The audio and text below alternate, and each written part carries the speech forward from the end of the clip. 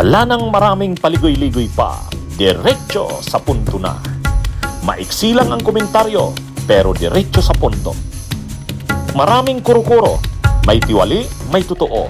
Dito, sa puntong diretso tayo. Punto, diretso. Si Ted Filon, sabi niya, parang napapansin niya kay DPWH Secretary Vince Dizon. Biglang nagre-rinda, biglang kumambyo. O ganun din yung ating observation eh. Tama si Filon sa tingin natin. Pare-pareho tayo ng observations. Ito, mga kabunyog, mga kababayan, si Ted Filon nakapansin. Sabi ni Ted Filon, ito. Sabi ni Filon, pansing mailap na si Vince Dizon ngayon.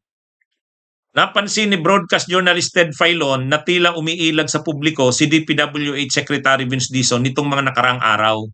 Taliwas sa dati nitong pagiging madaling lapitan at laging available sa media. Ayon kay Filon, maaaring may pinagdadaanan ang kalihim kaya pansamantalang naging mailap. Biro pa niya, dati raw ay 2-5 si Dizon. Isang termino na ang ibig sabihin ay laging nandoon at handang sumagot pag kailangan. Ngayon anya, tila umiiwas muna ang kalihim at nais umano nitong mag-detox. Dagdag ni Filon, kung siya raw ang nasa kalagayan ni Dizon sa gitna ng mga kontrobersya, mahirap magsalita, lalo na kung may mga bagay kang gustong ilahad ngunit may kailangan sunding script. Aminado si Filon na isa lamang ito sa posibleng interpretasyon ng publiko at hindi raw siya masyadong binibigyang diin ang script.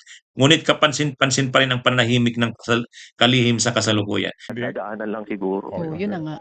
Parang ngayon, intindihin ko na lang si Vince Dizon, baka may pinagdadaanan din. Oo nga. Kung bakit hindi natin makausap ngayon. Kung bakit medyo mailap siya ngayon. Medyo, kapansin-pansin, mailap siya ngayon mga panahong ito.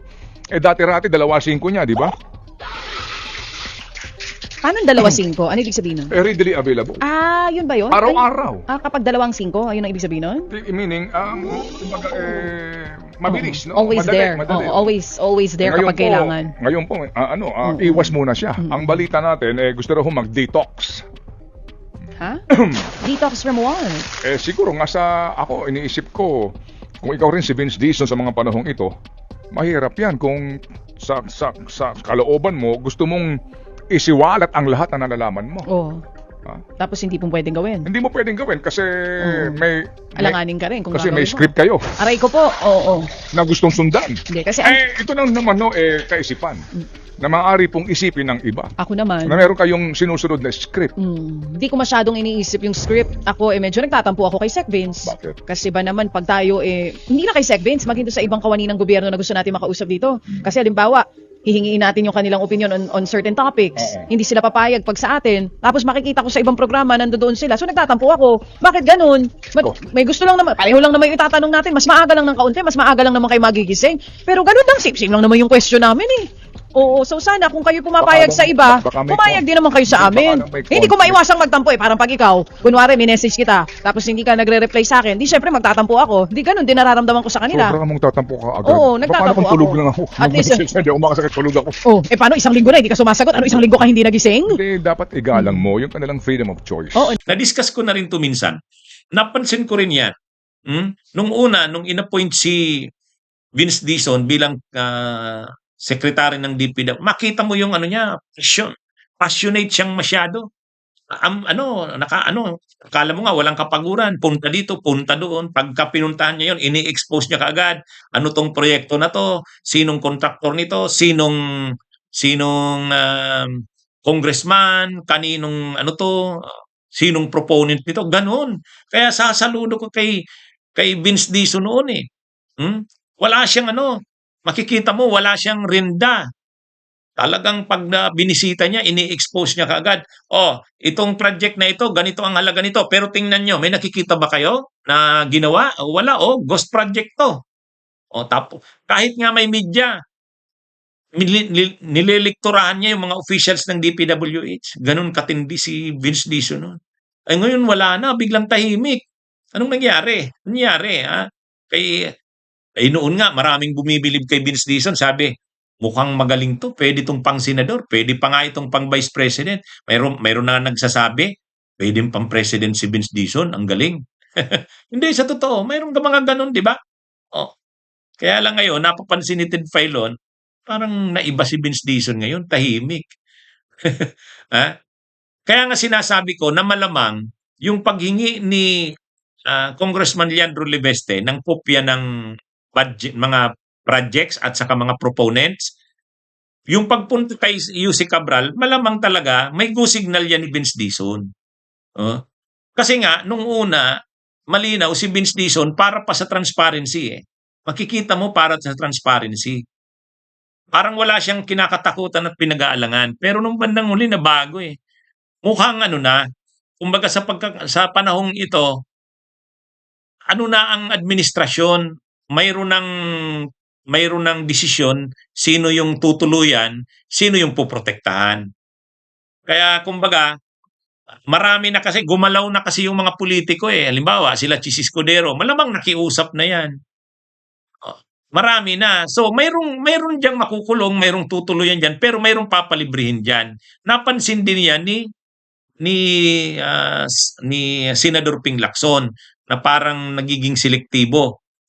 Yung pag-iimbestiga ng ICI, yung pagsampa ng mga kaso, kahit sa mga opisyal ng gobyerno na dating maiingay, talagang binabanatan kung sino man ang dapat banat. Doon kitang-kita mo, parang walang pinipili, managot ang lahat ng sangkot. Eh ngayon bigla, nagre-renda eh. Nagre-renda. Kahit si Vince Dizon, makikita mo yung pagrenda niya. O biglang nagbakasyon pa sa Paris, France, ngayong Kapaskuhan. Kaya ano ito, dapat sana si Vince Dizon, yung dati niyang ginagawa, agresibo, talagang yung sinasabi ng presidente na linisin mo ang DPWH, makikita mo sa kanya ginagawa niya eh. Kaya lang ngayon parang bigla nagrenda, naging tahimik, hindi na ganun kaanong sabi nga ni Ted Filon, hindi mo na ma-interview agad-agad. Dati walang panahon, pag tinawagan mo, walang pag-aalangan, sasagot. Eh ngayon, baka umiiwas na, baka may mamasagasaan siya. Kailangan niya munang kumuha ng clearance kung kanino man. Titirahin ko ba to? Anong ano dito? Pwede ko ba tong anuhin? Medyo ano. Pero sayang, kung yung dati niya sanang ginagawa, ganun siya, ito yung magpapataas ng rating ng administrasyon eh. Ito yung magpapataas ng rating. Yung mga ganyan. Kasi sa kanya yung ahensyang grabe yung corruption doon nakasentro eh. DPWH. Nung pag-upo niya, linagay nga siya dyan dahil nga para linisin ang departamento. Kaya nga, yan ganun naman yung ginawa niya. Umikot siya kaagad, pinuntahan niya yung mga iba't ibang mga lugar. Eh ngayon, baka ano na siya, hindi na makapunta sa mga rehiyon, sa mga papayag ba siyang halimbawa, lumabas ngayon yung mga flood control projects, mga insertions ng mga Villapuerte sa Camarines Sur. Kaya niya bang puntahan 'yon? Kaya niya bang puntahan 'yon? Lumabas na 'yan sa Millionaire News Channel. Insertions ng mga Villapuerte, 4.6 billion. Pwede niya bang puntahan 'yon para tingnan kung kumusta 'yon? Mukhang hindi na kayang gawin 'yon ngayon ni Vince Dizon. Hindi niya na. Yung mga nauna, oo, pero ngayon hindi na. Ano sa tingin niyo? Mukhang tama si Ted Filon, ano?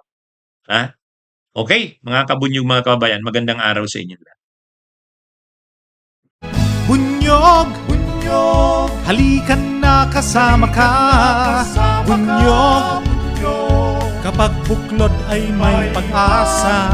Luzon, Visayas, Mindanao, isa ang pananaw. Sa bagong Pilipinas ang bunyog isisigaw. Bunyog.